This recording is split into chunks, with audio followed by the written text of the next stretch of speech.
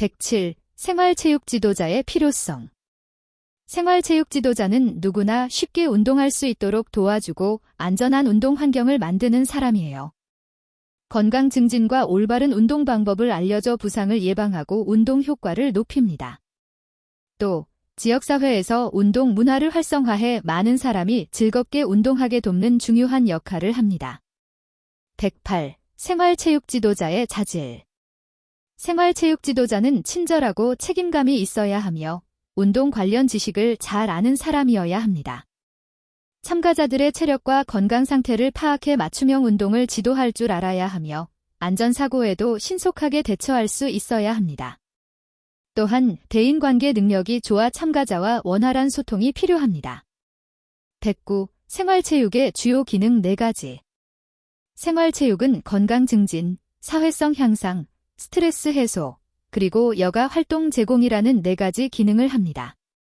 운동을 통해 몸과 마음이 건강해지고 함께 활동하며 사회적 관계가 좋아집니다. 또한 재미있게 운동하면서 쌓인 스트레스를 풀고 즐거운 여가 시간을 보낼 수 있습니다. 112. 생활체육의 조직적 특징. 생활체육은 지역 주민이나 학교, 직장 등 다양한 단체에서 자발적으로 모여 활동하는 조직적인 운동입니다. 정기적인 모임과 계획된 프로그램이 있고 회원들이 꾸준히 참여할 수 있도록 체계적인 지원과 관리가 이루어집니다. 이런 조직성을 통해 운동 효율을 높이고 지역사회의 건강과 화합에 기여합니다. 111. 생활체육의 심리적, 사회적, 신체적 이점. 생활체육은 몸과 마음 건강에 모두 좋습니다. 심리적으로는 스트레스 해소와 기분 전환에 도움을 주어 우울감이나 불안을 줄입니다. 사회적으로는 친구나 이웃과 함께 운동하며 친목을 다지고 소속감을 높여 사회성 발달에 도움이 됩니다. 신체적으로는 근육과 체력을 키우고 혈액순환과 대사 기능을 개선해 만성질환 예방에도 효과적입니다. 이렇게 생활체육은 전반적인 삶의 질을 높이는 역할을 합니다. 112. 생활체육의 목표. 생활체육의 목표는 국민 누구나 쉽게 참여해 건강하고 활기찬 생활을 누리도록 돕는 것입니다. 운동을 통해 신체 기능을 향상하고 정신 건강을 지키며 사회적 관계를 원활하게 하여 즐겁고 조화로운 삶을 만드는 데 있습니다. 또한 평생 운동 습관을 형성해 건강한 사회를 만드는 데 기여합니다. 113. 생활체육 프로그램 원리 8가지. 생활체육 프로그램은 과학적이고 체계적으로 구성되어야 합니다. 8가지 원리로는 1. 안전성 확보 2. 참여자 맞춤형 설계 3. 점진적 강도 조절 4. 지속성 유지 5. 흥미 유발 6. 전인적 발달 추구 7. 사회성 증진 8. 적절한 평가와 피드백이 포함됩니다. 이 원리들을 통해 효과적이고 즐거운 운동 환경을 만들 수 있습니다. 114. 생활체육 프로그램 계획 과정. 생활체육 프로그램 계획 과정은 1. 목표 설정 2. 대상자 분석 3. 내용 선정 4. 방법과 장소 결정 5. 실행 6. 평가 및 피드백 7. 개선의 순서로 이루어집니다. 이 과정을 거쳐 참가자의 특성과 필요에 맞는 맞춤형 운동 프로그램을 만들고 지속적으로 보완해 나갑니다. 115. 생활체육 생애주기별 구분. 생활체육은 생애주기에 따라 어린이기, 청소년기, 성인기, 노년기로 나뉩니다. 어린이기는 운동 습관 형성과 기초 체력 발달에 초점을 맞추고 청소년기는 성장과 정신적 안정을 위한 운동이 중요합니다. 성인기는 건강 유지와 스트레스 관리에, 노년기는 근력 유지와 낙상 예방 같은 안전 중심 운동이 필요합니다. 116. 생활체육 목적을 신체적, 정신적, 사회적 측면에서 설명. 신체적 측면에서는 건강 증진과 기능 향상을 목표로 합니다. 정신적 측면에서는 스트레스 해소와 심리적 안정, 자존감 증가를 이끌어냅니다. 사회적 측면에서는 사람들과 교류하며 협동심과 소속감, 사회성을 발전시키는 데 기여합니다. 이렇게 3가지 측면 아우르는 균형 잡힌 삶을 지향합니다. 117. 생활체육 구성요소 3가지. 생활체육의 주요 구성요소는 운동활동, 교육, 그리고 사회적 상호작용입니다. 운동활동은 실제 몸을 움직이며 건강을 증진하는 부분이고 교육은 올바른 운동 지식과 방법을 알려주는 것입니다. 사회적 상호작용은 참여자들이 함께 즐기며 유대감을 형성하고 소속감을 키우는 역할을 합니다. 118. 생애별 주기로 보는 지도 대상. 지도 대상은 연령과 생애 주기에 맞춰 나눕니다. 어린이는 운동 기본기와 습관 형성, 청소년은 체력과 인성 발달, 성인은 건강 유지와 기능 강화, 노인은 근력 강화와 낙상 예방 등으로 맞춤형 지도가 필요합니다. 각 단계에 맞는 운동 강도와 종류를 선정해 단계별로 체계적 지도하는 것이 중요합니다. 119. 상처 드레싱을 하는 이유. 상처 드레싱은 상처 부위를 깨끗하고 수분하게 유지하고 감염을 막기 위해 합니다. 외부 오염물이나 세균의 침입을 막아 상처가 잘 아물고 흉터 발생을 최소화합니다. 또한 출혈을 멈추게 하며 통증과 자극을 줄여 회복 속도를 높이는 역할도 꼭 필요합니다. 120. 사이드 트라이셉스 포징 지도법. 사이드 트라이셉스 포즈는 옆에서 삼두근을 강조하는 자세입니다. 선수는 옆으로 선 상태에서 팔을 뒤로 펴 근육이 뭉치는 것을 보여줍니다. 허리를 곧게 펴고 팔꿈치를 고정해 삼두근에 집중된 힘이 들어가게 해야 하며 다리는 균형을 잡도록 자연스럽게 벌립니다. 표정과 시선은 자신감 있게 유지해 근육 이외의 요소도 돋보이게 만듭니다. 111. 생활체육의 심리적, 사회적, 신체적 이점. 생활체육은 몸과 마음의 건강 모두에 도움을 줍니다. 심리적으로는 운동이 스트레스를 해소하고 기분을 좋게 만들어 불안과 우울감을 감소시킵니다. 사회적으로는 함께 운동하는 사람들과 소통하며 친목과 협동심을 길러 사회성이 향상됩니다. 신체적으로는 근육과 심폐기능이 강화돼 체력이 좋아지고 각종 만성질환 예방에도 효과적입니다. 이처럼 생활체육은 전인적인 건강을 증진시키는 중요한 활동입니다. 112. 생활체육의 목표. 생활체육의 가장 큰 목표는 모든 사람이 쉽고 즐겁게 꾸준히 운동해 건강한 삶을 영위하도록 돕는 것입니다. 신체 건강 증진뿐 아니라 정신적 안정, 사회적 교류와 협력을 통해 전반적인 삶의 질을 높이는 데 목적이 있습니다. 또한 평생 운동 습관을 통해 행복하고 활기찬 생활을 유지할 수 있도록 하는 데 집중합니다. 113. 생활체육 프로그램 원리 8가지. 생활체육 프로그램은 다음 원리에 따라 설계합니다. 1. 안전을 최우선으로 두기. 2. 참가자 특성 맞춤 설계. 3. 점진적 강도 증가. 4. 지속 가능성 확보. 5. 재미와 흥미 유발. 6. 전인적 발달 추구. 7. 사회성 강화. 8. 적절한 평가와 피드백 반영입니다. 이 원리들을 잘 지키면 효과적이고 즐거운 운동 환경을 만들 수 있어 참여자 만족도가 높아집니다. 114. 생활체육 프로그램 계획 과정.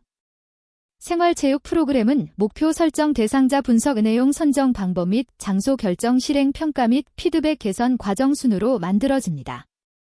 이 과정을 통해 참가자의 체력과 관심사, 지역 여건 등을 고려하여 최적화된 운동 프로그램을 계획하고 실행 후 효과를 점검해 점차 개선해 나갑니다. 115. 생활체육 생애주기별 구분. 생활체육은 생애주기에 따라 어린이기, 청소년기, 성인기, 노년기로 나누고 각 시기에 맞는 운동이 필요합니다. 어린이는 기본 운동 기술과 습관 형성, 청소년은 체력과 인성 발달, 성인은 체력 유지와 스트레스 관리, 노년기는 근력 유지와 낙상 예방에 중점을 둡니다. 연령별 맞춤 운동이 안전하고 효과적입니다. 116. 생활체육 목적을 신체적, 정신적, 사회적 측면에서 설명.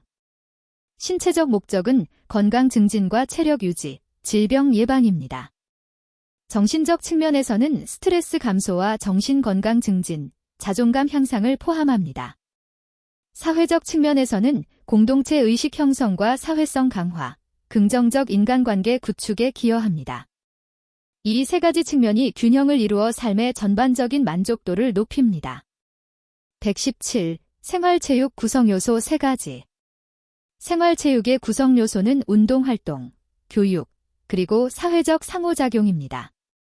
운동활동은 신체의 건강과 기능을 높이는 실천이며 교육은 올바른 운동 방법과 생활 습관을 가르치는 과정입니다. 사회적 상호작용은 함께 운동하며 친분, 협력, 소속감을 키우는 부분으로 생활체육 참여의 즐거움과 지속성을 높여줍니다. 118. 생애별 주기로 보는 지도 대상. 지도 대상은 어린이, 청소년, 성인, 노년 등 연령에 따라 구분하며 각각 다른 지도 방식이 필요합니다. 어린이는 운동의 기초와 협응력 발달, 청소년은 성장과 인성 발달, 성인은 건강 유지 및 스트레스 관리, 노년은 안전한 운동과 근력 유지에 중점을 둡니다. 생애 주기에 맞는 교육과 운동 계획은 참여 효과를 극대화합니다. 119. 상처 드레싱을 하는 이유.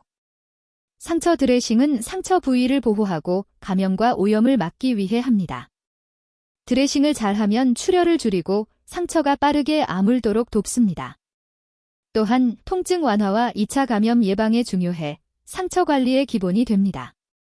적절한 드레싱은 빠른 회복과 건강 유지에 큰 도움이 됩니다. 120. 사이드 트라이셉스 포징 지도법.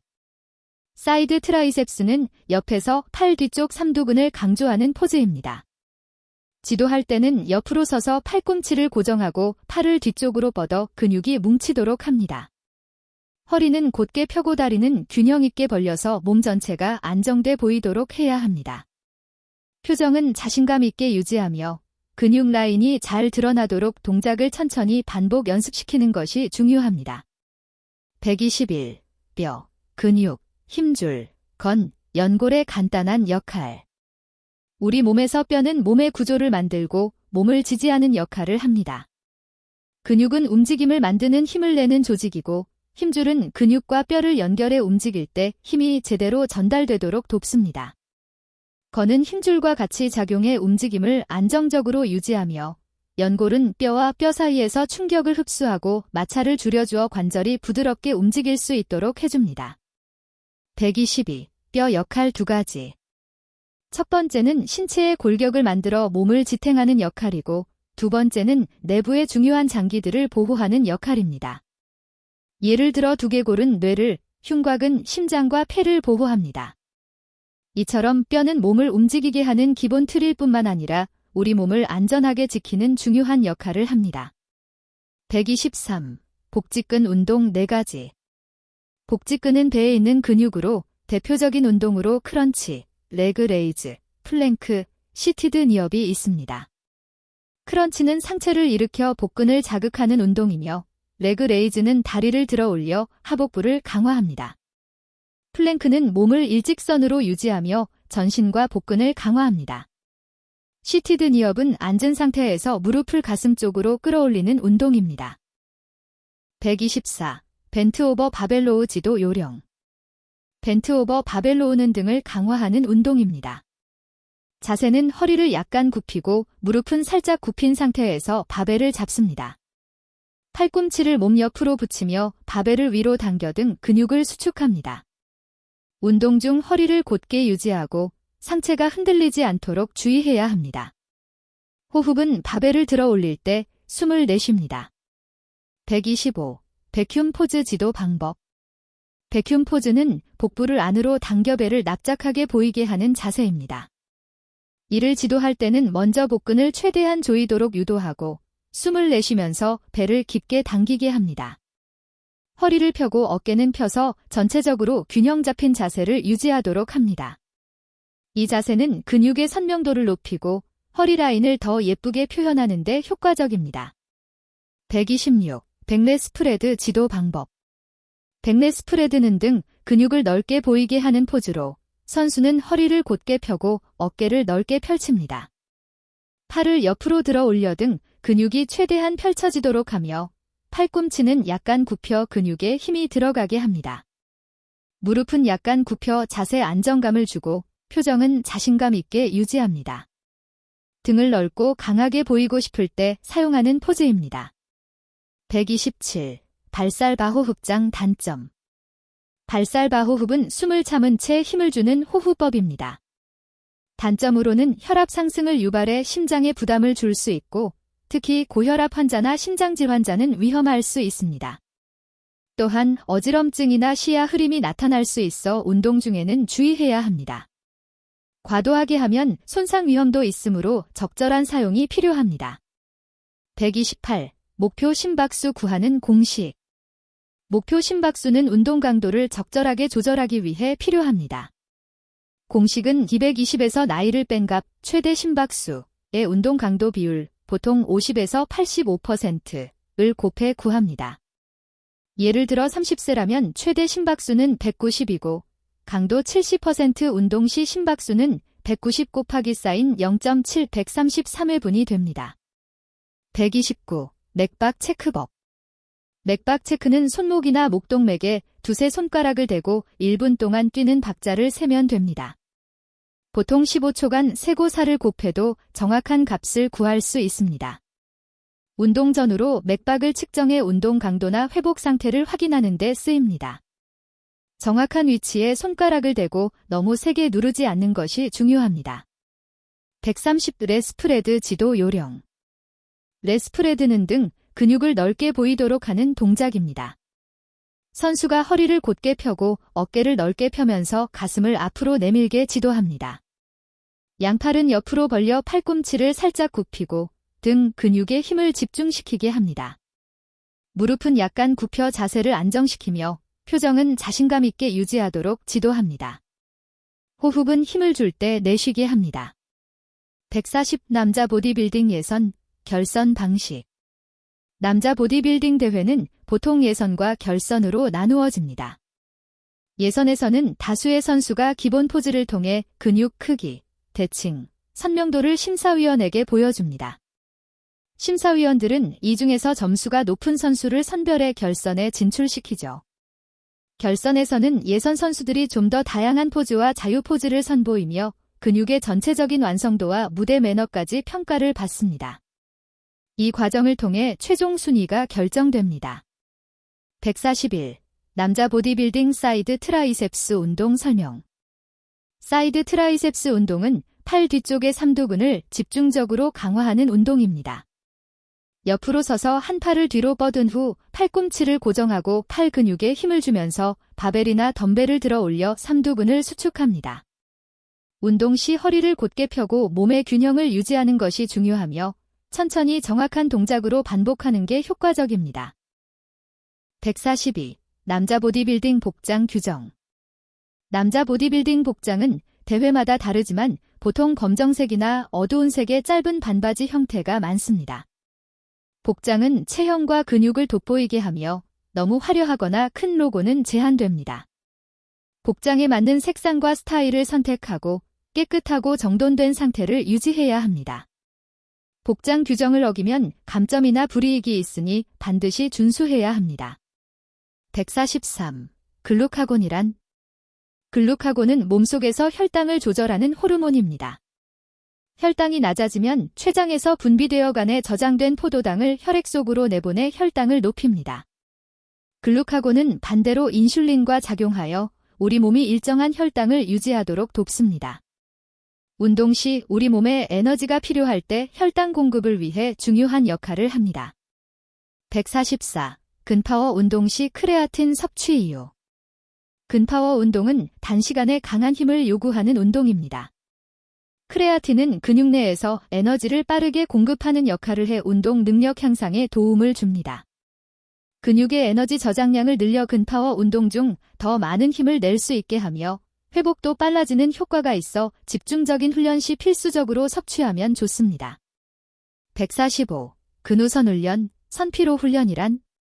근우선 훈련은 약한 근육이나 약점을 먼저 집중적으로 훈련하는 방법으로 균형 잡힌 근력 향상에 도움을 줍니다.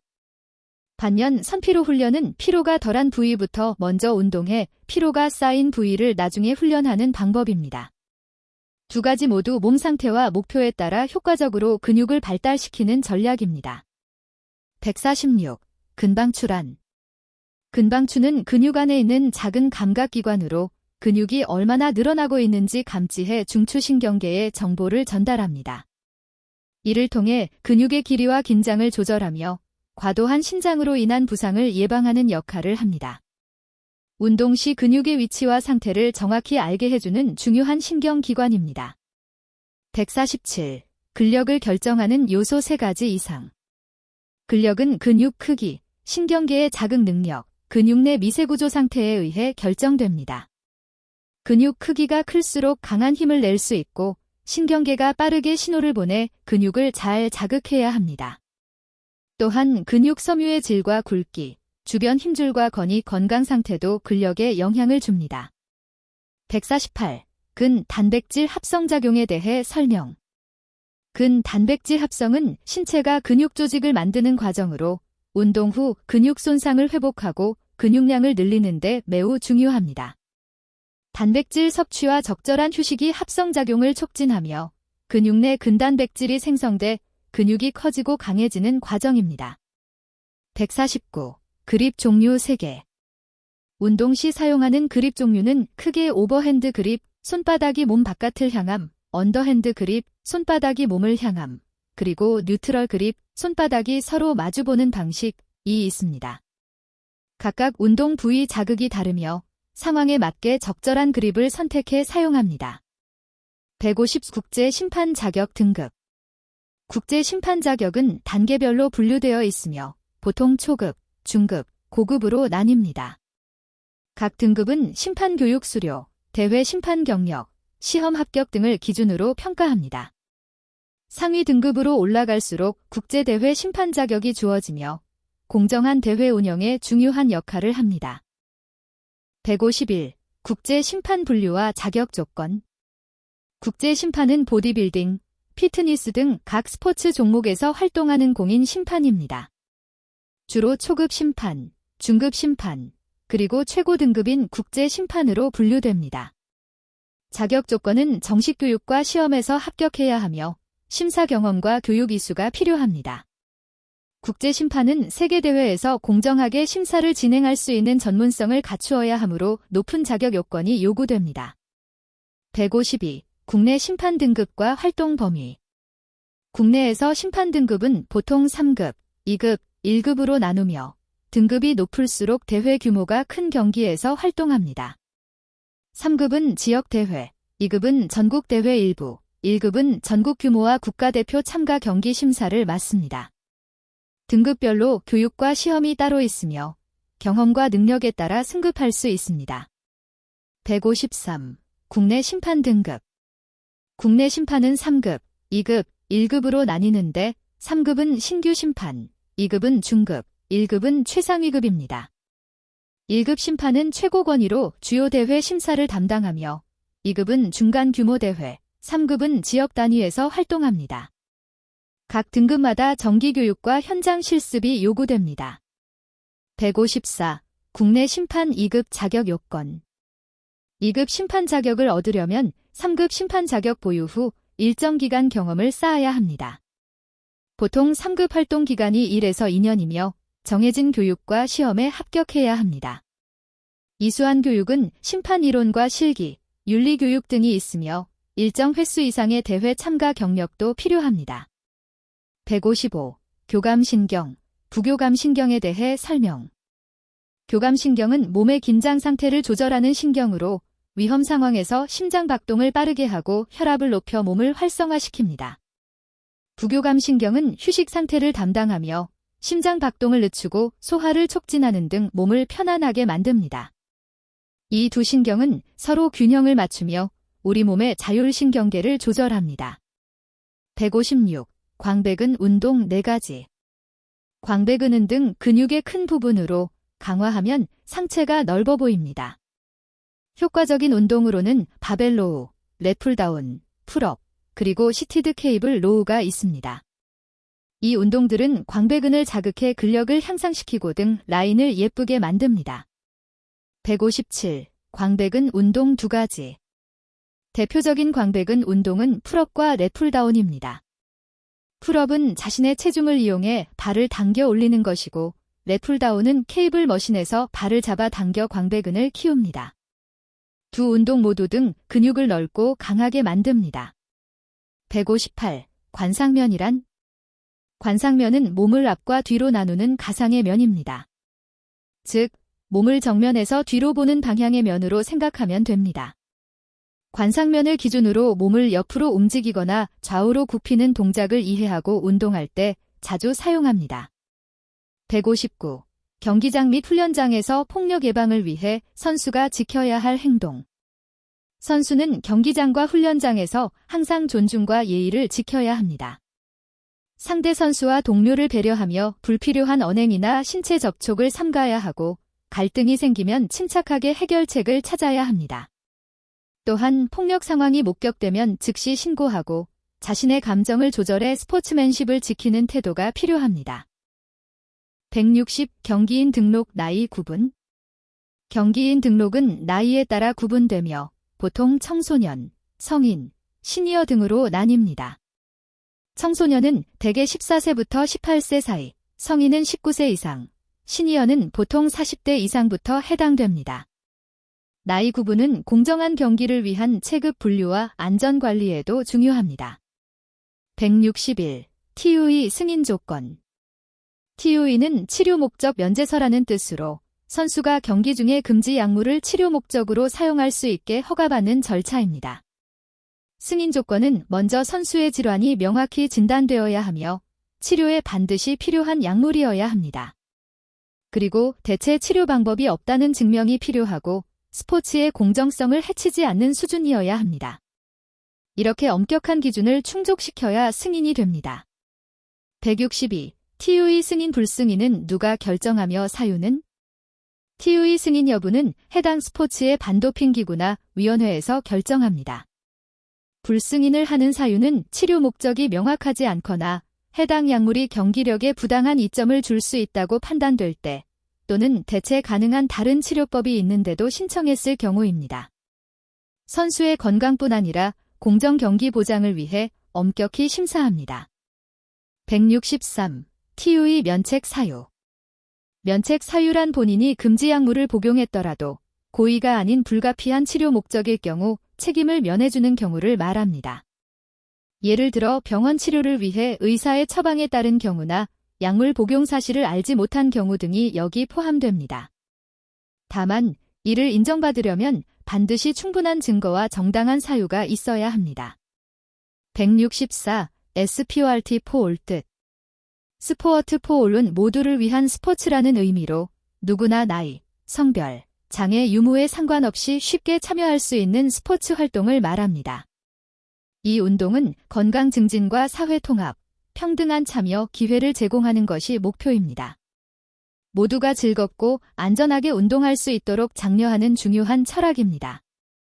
165. MET란.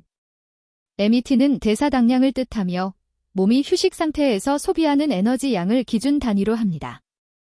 1 MET는 안정 상태에서 소비하는 에너지이며 운동할 때는 이보다 몇 배 더 많은 에너지를 사용하게 됩니다.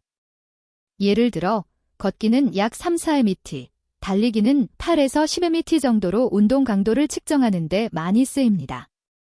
166. HDL 콜레스테롤이란. HDL은 고밀도 지단백질 콜레스테롤로 흔히 좋은 콜레스테롤이라고 불립니다. 혈관벽에 쌓인 나쁜 콜레스테롤, LDL을 제거하고 간으로 운반에 배출시키는 역할을 합니다. 그래서 HDL 수치가 높으면 심장병이나 뇌졸중 위험이 낮아집니다. 건강한 식습관과 운동으로 HDL을 높이는 것이 좋습니다. 167. EPOC 초과 산소 섭취량에 대해 설명. EPOC는 운동 후 계속되는 초과 산소 섭취량을 의미합니다. 운동을 많이 하면 몸은 운동 후에도 심장박동과 호흡이 평소보다 빨라지고 근육 회복과 에너지 재생을 위해 더 많은 산소를 사용합니다. 그래서 운동 후에도 칼로리가 계속 소모되는 현상이 나타나며 이것이 다이어트와 체력 향상에 도움을 줍니다. 168. CPR의 개념. CPR은 심폐소생술로 심장이 멈췄거나 호흡이 멈춘 사람에게 인공호흡과 가슴 압박으로 혈액과 산소 공급을 돕는 응급처치입니다. 이 방법을 빨리 실시하면 뇌 손상 없이 생명을 구할 확률이 크게 높아집니다.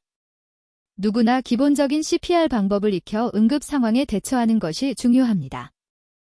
169. CPCR이란. CPCR은 심폐소생술 및 심장압박, 카어디오풀머네리 세러브렐 리서서테이션으로 심장과 폐 기능뿐만 아니라 뇌 기능까지 보호하는 응급술입니다. CPR 중 가슴 압박을 통해 뇌에 산소 공급을 최대화해 뇌 손상을 최소화하는 데 목적이 있습니다. 효과적인 CPCR은 응급 상황에서 생명 연장에 큰 역할을 합니다. 170. BCAA 아미노산 효과. BCAA는 분지쇄 아미노산으로 근육 회복과 성장에 중요한 류신, 이소류신, 발린 세 가지 아미노산을 뜻합니다. 운동 중 근육 손상을 줄이고 피로를 늦추며 운동 후 빠른 근육 회복에 도움을 줍니다. 특히 고강도 운동을 하는 사람에게 필수적이며 단백질 합성을 촉진해 근육량 증가에 효과적입니다. 171. ATP 무산소 과정. ATP는 우리 몸이 즉각적으로 에너지를 얻는 분자입니다. 무산소 과정은 산소 없이 짧고 강한 힘을 낼 때 사용되는 에너지 공급 방식입니다. 이 과정에서는 크레아틴 인산이 ATP를 빠르게 재생하여 10초 이내에 폭발적인 힘을 낼 수 있게 합니다. 예를 들어 단거리 달리기나 무거운 물건 들 때 주로 사용됩니다. 무산소 과정은 산소가 없으므로 오래 지속하지 못하지만 순간적인 힘 발휘에 매우 중요합니다. 172. AED 활용 시 주변 사람들에게 떨어질 것을 지시하는 이유. AED는 전기 충격을 주어 심장 리듬을 정상으로 바꾸는 장치인데 충격이 전달될 때 주변 사람이 닿아 있으면 감전 위험이 있습니다. 그래서 떨어지세요라고 지시해 모두가 전혀 접촉하지 않도록 하는 것이 안전을 위한 필수 조치입니다. 이렇게 해야 이용자와 주변 사람 모두를 안전하게 지킬 수 있습니다. 173. AED 자동제 세동기 사용 시 거리를 둬야 하는 이유.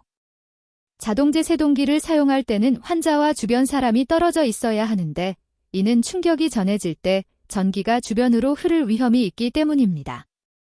만약 누군가 환자 혹은 자동제 세동기에 접촉되어 있으면 감전사고가 발생할 수 있어 반드시 안전거리를 유지해야 합니다. 174. AED 사용법 설명. AED는 전원을 켜고 패드를 환자의 가슴에 부착한 후 기계의 음성 안내에 따라 진행합니다. 주요 단계는 전원 켜기, 전극 패드 부착 분석 버튼 누르기, 충격 여부에 따라 떨어져 있으세요. 안내 충격 버튼 눌러 전기 충격 주기입니다. 이후 심폐소생술, CPR을 계속하거나 상황에 따라 정상 상태인지 확인합니다. 175. AED 사용 중 중단되는 두 가지 경우. 첫째, 환자가 의식이나 호흡을 회복했을 때 중단합니다. 둘째, 전문 의료진이 도착해 대신 처치를 할 때 중단합니다.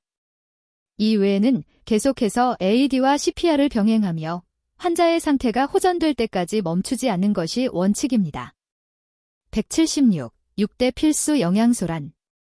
우리 몸에 꼭 필요한 6가지 영양소는 탄수화물, 단백질, 지방, 비타민, 무기질, 그리고 물입니다.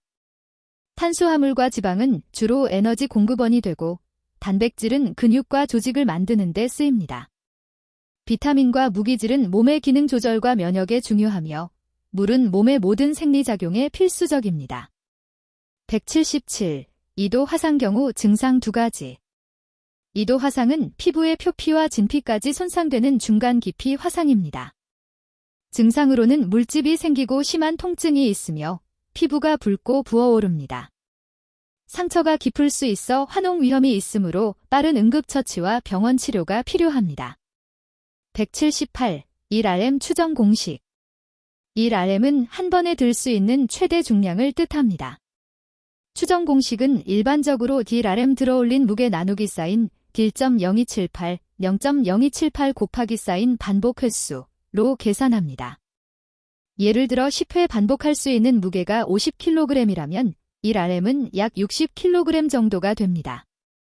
이 계산으로 무리하지 않고 최대 힘을 예측할 수 있습니다. 기능 해부학적 관련. 보디빌딩에서 중요한 근육 3가지가 있습니다. 각각 이름과 위치, 그리고 대표적인 운동 방법을 알아보겠습니다. 또한 왜 이 근육들을 키우는 것이 중요한지도 함께 설명하겠습니다. 첫째, 대흉근이라는 근육입니다. 대흉근은 우리 몸 가슴 부분에 큰 근육으로 자리 잡고 있습니다. 쉽게 말해 가슴을 넓고 두껍게 만들어주는 근육입니다. 이 근육을 키우면 팔의 힘도 강해지고 자세가 좋아져서 몸을 더 건강하게 유지할 수 있어요. 대흉근을 키우는 대표적인 운동 방법은 벤치프레스와 별표 푸시업, 팔굽혀펴기, 별표입니다. 벤치프레스는 누워서 바벨을 가슴 위로 밀어 올리는 운동이고, 푸시업은 팔을 사용해 몸을 들어 올리는 기본적인 운동입니다. 이 두 운동으로 대흉근을 효과적으로 단련할 수 있어요. 둘째, 대퇴사두근입니다. 이 근육은 허벅지 앞쪽에 있는 큰 근육으로 우리 몸무게를 지탱하고 움직일 때 매우 중요한 역할을 합니다. 강한 대퇴사두근이 있으면 뛰거나 걷는 데 힘이 나고 무릎을 보호하는 역할도 합니다. 대퇴사두근을 키우는 운동으로는 스쿼트와 레그 익스텐션이 있습니다. 스쿼트는 앉았다 일어나는 동작을 반복하는 운동으로 몸을 튼튼하게 만들어줍니다. 레그 익스텐션은 기구를 사용해 무릎을 펴는 운동으로 근육을 집중적으로 키울 때 좋습니다. 셋째, 대둔근이라는 근육입니다. 이 근육은 엉덩이 근육이라고도 불리며 앉을 때 아래쪽에 위치해 몸을 지탱하는 데 매우 큰 힘을 가진 근육입니다. 대둔근이 튼튼하면 허리에 무리가 줄어들고 올바른 자세를 유지하는 데 도움이 됩니다. 이 근육을 키우는 대표 운동은 힙브릿지와 덤벨 킥백입니다. 힙브릿지는 등을 대고 누워 엉덩이를 들어 올리는 운동이고, 덤벨 킥백은 덤벨을 들고 다리를 뒤로 차는 듯한 동작으로 엉덩이 근육을 자극합니다. 요약하자면 보디빌딩을 할 때 큰 근육을 골고루 단련하는 것이 중요합니다. 대흉근, 대퇴사두근, 대둔근 모두 몸을 건강하고 강하게 만드는데 꼭 필요한 근육이기 때문입니다. 각각 다른 운동 방법을 통해 이 근육들을 꾸준히 키우면 체력이 좋아지고 자세가 바르게 되며 부상 예방에도 도움이 됩니다. 운동할 때 주의할 점도 알아야 합니다. 무리하게 무거운 중량을 들거나 운동 자세가 잘못되면 다칠 수 있으니 처음엔 가벼운 무게로 천천히 익히고 올바른 자세를 유지하는 것이 매우 중요합니다. 꾸준한 연습과 인내가 좋은 결과를 만들어냅니다. 1. 도핑이란 무엇인가? 도핑은 운동 경기에서 경기력을 인위적으로 높이기 위해 금지된 약물이나 방법을 사용하는 행위를 말합니다. 보디빌딩 같은 근육을 강조하는 스포츠에서 도핑은 불공정한 경쟁을 만들고 선수의 건강을 심각하게 해칠 수 있기 때문에 엄격히 금지되어 있습니다. 도핑은 선수뿐 아니라 스포츠 전체의 공정한 경쟁과 신뢰를 무너뜨릴 수 있어 많은 나라와 스포츠 기관에서 이를 철저히 단속하고 있습니다. 2. 선수의 권리와 의무. 선수는 도핑 검사를 받을 권리와 의무가 있습니다. 권리. 시료 채취와 도핑 검사, 사후 조회에 대해 알 권리가 있습니다. 불합리한 사유가 있을 경우 도핑 검사를 연기할 수 있는 권리도 보장됩니다. 장애가 있으면 검사의 절차나 방법에 대해 지원받을 수 있습니다. 의무. 검사 대상자는 검사 통지서를 받은 즉시 도핑 검사에 협조해야 합니다. 시료 채취 과정에서 신분을 증명하고 검사를 거부하거나 회피할 경우 강력한 제재를 받습니다.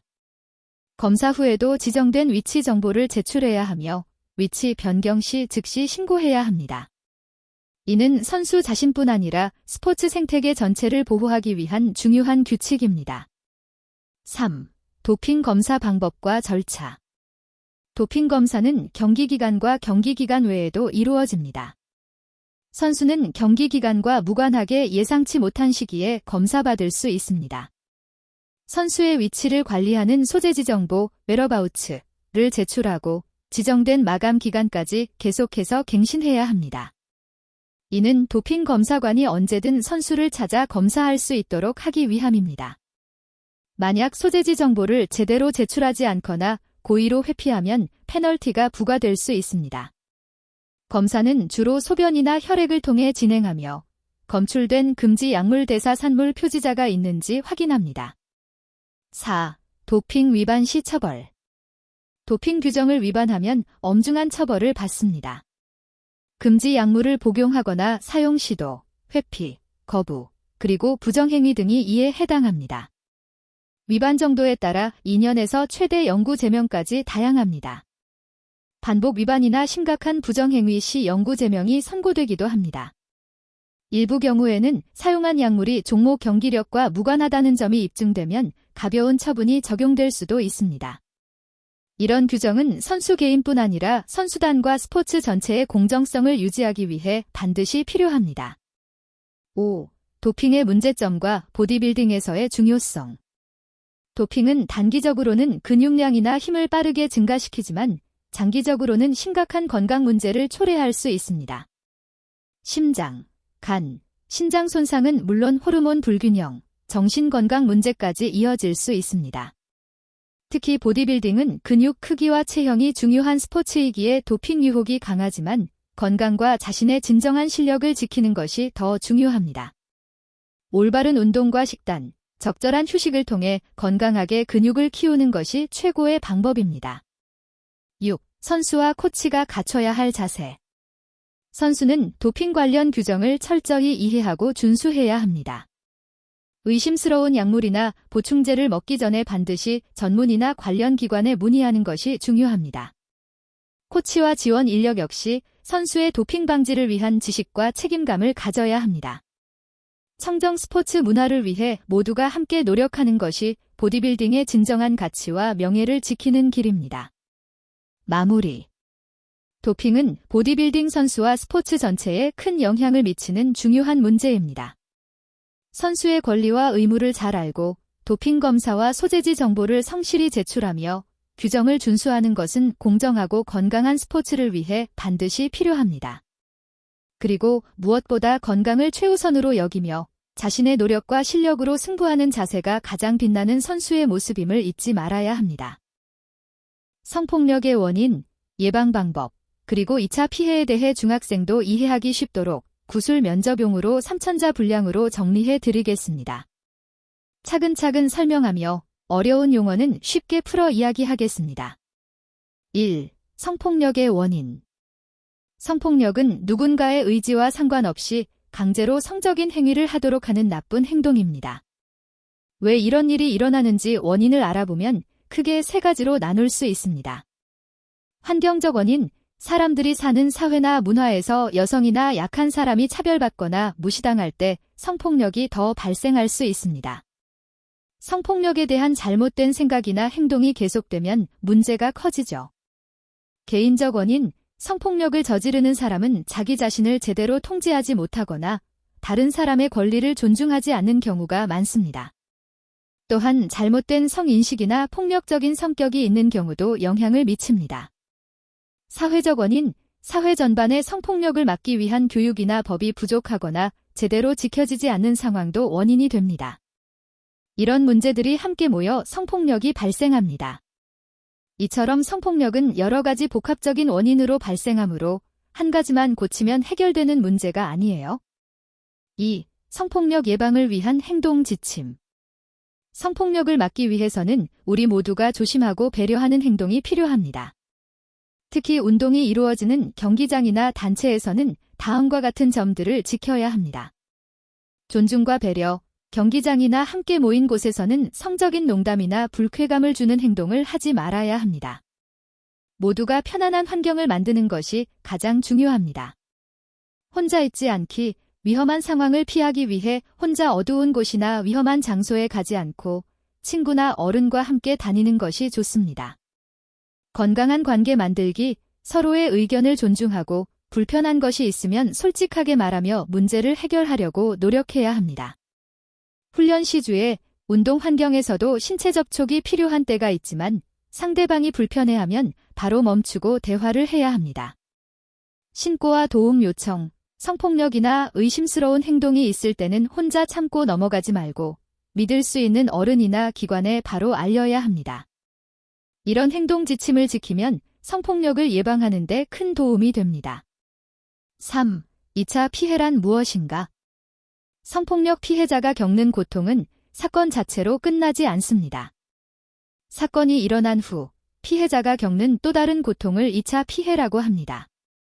2차 피해는 피해자에게 사건에 대한 불필요한 질문을 하거나 피해자를 비난하거나 소문을 퍼뜨리는 등 피해자를 어려움에 빠뜨리는 행동을 말합니다. 예를 들면 피해자의 잘못이라고 비난하거나 책임을 넘기려 하는 행동, 사건 내용을 가족이나 친구, 직장 사람들에게 불필요하게 알리는 행동. 피해자를 무시하거나 따돌리는 행동. 피해자에게 사건을 숨기라고 압박하거나 합의를 강요하는 행동. 이런 2차 피해는 피해자의 마음을 더 힘들게 하고 치료나 회복을 방해합니다. 4. 2차 피해의 구체적인 모습. 2차 피해는 여러 가지 형태로 나타납니다. 피해자에게 책임 전가하기, 왜 그때 거기 있었냐, 조심하지 않았냐 같은 말로 피해자를 탓하는 것입니다. 사건 내용 유포, 피해자의 사생활이나 사건 내용을 주변 사람에게 알리는 행동으로 피해자는 큰 스트레스를 받게 됩니다. 비난과 험담, 피해자를 험담하거나 비난해 사회적 고립을 시키기도 합니다. 조직 내 지지자 결성, 피해자를 고립시키기 위해 피해자를 지지하는 사람과 반대하는 그룹이 갈리면서 추가 갈등이 생깁니다. 합의 요구 및 압박, 피해자 또는 가족에게 원하지 않는 합의를 강요하는 행위도 있습니다. 5. 2차 피해 예방과 대응 방법. 2차 피해를 막기 위해서는 우리 사회의 모든 사람이 조심해야 합니다. 특히 주변인, 학교, 직장, 경찰, 상담기관 등이 중요한 역할을 합니다. 피해자 보호와 배려, 피해자가 편안하게 이야기할 수 있도록 존중하고 비난하지 않아야 합니다. 정보 유출 금지, 피해자의 신상이나 사건 내용을 임의로 알리지 않습니다. 공정한 조사 진행, 사건 조사는 피해자를 존중하며 신속하고 공정하게 진행되어야 합니다. 심리적 지원 제공, 피해자에게 상담과 치료를 받을 수 있는 환경을 만들어줍니다. 가해자에 대한 적절한 조치, 가해자가 다시 피해를 주지 않도록 법적, 행정적 조치를 철저히 해야 합니다. 사회 모두가 함께 노력해야 피해자가 2차 피해 없이 회복할 수 있습니다. 6. 성폭력 예방을 위한 모두의 책임. 성폭력은 피해자 개인의 문제가 아니라 우리 사회 모두가 해결해야 할 문제입니다. 교육이 중요, 어릴 때부터 올바른 성교육과 가족 간의 소통이 필요합니다. 법과 제도 강화, 성폭력에 대한 법적 처벌과 피해자 보호 제도를 철저히 해야 합니다. 우리 모두의 관심, 친구, 가족, 학교, 운동장 등 모든 곳에서 서로를 존중하고 배려해야 합니다. 특히 보디빌딩이나 운동 경기장 같은 곳에서는 힘과 근육만큼 존중과 예의가 더 중요함을 잊지 말아야 합니다. 마무리. 성폭력은 사회적 원인과 개인적 원인이 복합되어 생기는 심각한 문제입니다. 이를 막기 위해 모두가 조심하고 피해자가 추가 고통을 겪지 않도록 2차 피해를 철저히 예방해야 합니다. 성폭력 예방 행동 지침을 지키는 것과 더불어 모든 사람이 존중과 배려의 마음을 가진다면 건강하고 안전한 사회를 만들 수 있습니다. 1단계, 답변에 필요한 요소 파악. 스포츠 폭력의 원인. 스포츠 폭력 예방 방법 및 행동 지침. 합숙 및 일상생활에서 지켜야 할 사항. 보디빌딩 면접 구술용이므로 쉽고 명확하며 삼천자 분량. 중학생 수준의 이해를 돕는 쉬운 설명. 2단계, 답변 구성 요소. 도입, 스포츠 폭력의 정의와 문제점 짧게 언급. 첫째, 스포츠 폭력의 원인 상세 설명. 둘째, 예방을 위한 행동 지침 구체적으로 서술. 셋째, 합숙 및 일상생활에서 지켜야 할 태도와 규칙. 마무리, 스포츠 폭력 근절의 중요성과 함께 선수로서 책임감 강조. 3단계, 페르소나 및 역할. 학생을 존중하는 선생님 같은 어조. 차분하고 격려하는 어투로 설명. 어려운 용어 배제, 현실 예시 통한 쉬운 설명. 4단계, 형식 및 톤. 명확한 문장으로 친절하게. 구술 면접용이므로 자연스럽고 연결어 사용. 어렵지 않게 주제별 구분하여 이야기하는 느낌. 응원과 동기부여 문장 포함. 스포츠 폭력의 원인과 예방, 합숙 및 일상생활 행동 지침, 보디빌딩 구술 면접용. 안녕하세요, 학생님. 오늘은 스포츠 현장에서 발생하는 폭력 문제, 그 원인과 예방 방법, 그리고 특히 보디빌딩처럼 합숙이나 일상생활에서 꼭 지켜야 할 행동 지침에 대해 함께 알아보겠습니다. 스포츠 폭력은 운동을 즐기고 함께 성장해야 할 선수들에게 큰 장애물이 될 수 있기에 반드시 예방하고 바르게 대응하는 것이 중요합니다. 1. 스포츠 폭력의 원인. 스포츠 폭력은 신체적 폭력뿐만 아니라 언어 폭력, 심리적 괴롭힘도 포함합니다. 보통 다음과 같은 원인에서 발생합니다. 심리적 스트레스와 경쟁 압박. 선수는 좋은 성적이나 체형을 만들어야 한다는 압박감 때문에 화가 나거나 참지 못해 폭력적인 행동으로 나타날 수 있습니다. 잘못된 지도자 태도. 코치나 선배가 폭언이나 체벌을 하면서 선수를 억압하고 이것이 폭력 문화로 자리 잡기도 합니다. 경쟁에서 오는 긴장감. 이기려는 마음이 과도해지면서 상대 선수를 공격하거나 험담하는 일이 생기기도 합니다. 사회적 무관심과 규칙 부족. 폭력을 막는 명확한 규칙이 없거나 문제가 있어도 넘어가는 분위기에서 폭력이 발생하기 쉽습니다. 불공정한 대우나 차별, 선수별 차별이나 편애가 폭력적 갈등을 만들기도 합니다.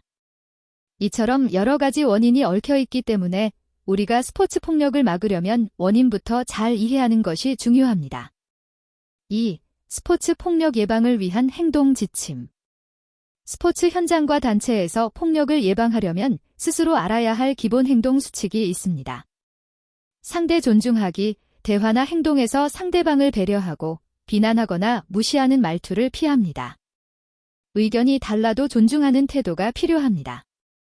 폭력적 언행 금지, 욕설, 폭언, 신체 접촉을 통한 위협과 같은 행동을 하지 않아야 합니다. 화가 나도 감정을 조절하는 것이 중요합니다. 문제 발생 시 성숙하게 대처하기, 갈등 상황에서 무조건 싸우거나 숨지 말고 대화를 통해 해결하거나 어른에게 도움을 요청합니다. 규칙 준수. 운동장과 합숙지에서 정해진 규칙을 지키고 무리한 체벌이나 불공정한 경쟁을 하지 않아야 합니다. 감정 표현법 배우기. 스트레스나 답답할 때를 건강하게 푸는 법을 배우고 감정을 표현할 때 공격적이 되지 않도록 주의합니다. 따돌림과 괴롭힘 금지. 팀 내에서 누구도 외면하거나 괴롭히는 일이 없도록 노력합니다. 이 행동들을 지키면 건강한 운동 환경을 만들 수 있고 모두가 즐겁게 운동할 수 있습니다. 3. 합숙 및 일상생활에서 지켜야 할 행동 지침. 보디빌딩은 단체 생활과 합숙이 많기 때문에 일상 속에서 특히 다음 점들을 준수하는 것이 중요합니다. 생활 태도 정돈하기. 합숙지에서는 개인 공간과 공공장소를 깨끗하게 유지하고 시간을 잘 지켜 정숙한 분위기를 만듭니다. 서로 배려하는 마음 갖기. 서로 의견이나 생활 습관이 달라도 존중하고 불편함이 있으면 바로 솔직히 이야기해서 오해가 생기지 않도록 합니다. 신체 접촉 조심하기. 훈련과 생활 중 불필요한 신체 접촉이나 장난은 하지 말아야 하며 상대가 싫어하는 행동은 즉시 멈춥니다. 스트레스 관리. 합숙에서는 공동생활로 인한 스트레스가 커지기 쉬우니 건강한 취미나 충분한 휴식으로 잘 관리해야 합니다. 신고체계 알기와 활용. 폭력이나 괴롭힘을 경험하거나 목격하면 망설이지 말고 믿을 만한 어른이나 담당자에게 신고하는 시스템을 알아두고 적극 활용합니다. 대화와 협력 강화. 합숙 생활이 잘 되고 팀워크가 튼튼해지도록 대화 시간을 갖고 서로를 격려하는 활동을 함께합니다. 4. 마무리. 스포츠 폭력 근절과 책임감. 스포츠 폭력은 단순한 힘싸움이 아니라 선수들의 건강과 미래, 그리고 스포츠 문화 자체를 해치는 심각한 문제입니다. 우리가 서로 존중하고 배려하며 규칙을 잘 지키는 것은 단지 개인 보호를 넘어 건강한 스포츠 환경을 만드는 첫걸음입니다. 특히 보디빌딩처럼 몸과 마음을 단단히 다져야 하는 운동에서는 폭력이 절대로 있어서는 안 됩니다. 학생님도 앞으로 운동을 하면서 이런 올바른 마음가짐과 행동 지침을 꼭 기억하고 건강한 운동 문화를 위해 앞장서는 멋진 선수가 되길 응원합니다. 잘 이해했나요? 혹시 궁금한 부분이 있으면 언제든 질문해 주세요. 같이 고민하며 더 나은 답변을 준비할 수 있도록 도울게요.